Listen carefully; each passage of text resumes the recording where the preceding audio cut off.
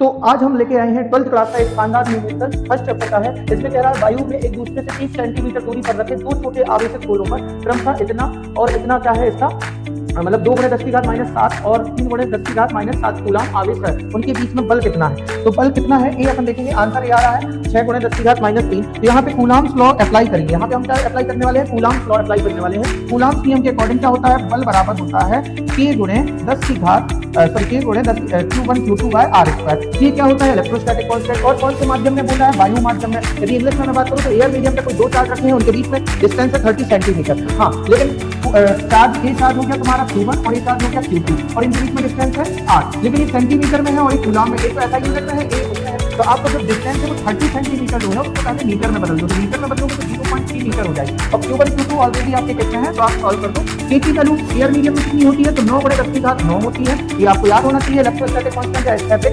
नियतांक की मान कितना होता है, 9 × 10⁻9। और Q1 कितना है, 2 × 10⁻7 इंटू Q2 कितना है, 3 × 10⁻7 और बटा में कितना है 0.3। स्क्वायर करेंगे तो 0.3 इंटू 0.3, इनके पॉइंट हटेंगे तो 10⁻2 ऊपर चला जाएगा। अब उसके बाद ए वाले 3 से A3 कैंसिल हो जाएगा और 3 3 जा 9 कैंसिल हो जाएगा। तो F बराबर कितना आने वाला, 3 2 जा 6 इंटू 10 की पावर देखो 9 और 2 प्लस की है 11 और 7 और 7 कितना हो गया -2 3 पावर। तो 10 की पावर देखो एक बचा प्लस में बचा 11 और माइनस में बचा -14। तो ये पावर माइनस हो जाएंगी। तो माइनस वाली वैल्यू बढ़िया 14 में 11 घटाओगे तो बचेगा 3 और माइनस, तो इतने न्यूटन फोर्स रहेगा। तो ये रहा आपका आंसर 6 × 10⁻³ न्यूटन फोर्स। इस तरीके के और भी न्यूमेरिकल मैं लाता रहूंगा, तो बने रहे हमारे साथ। Thank you so much.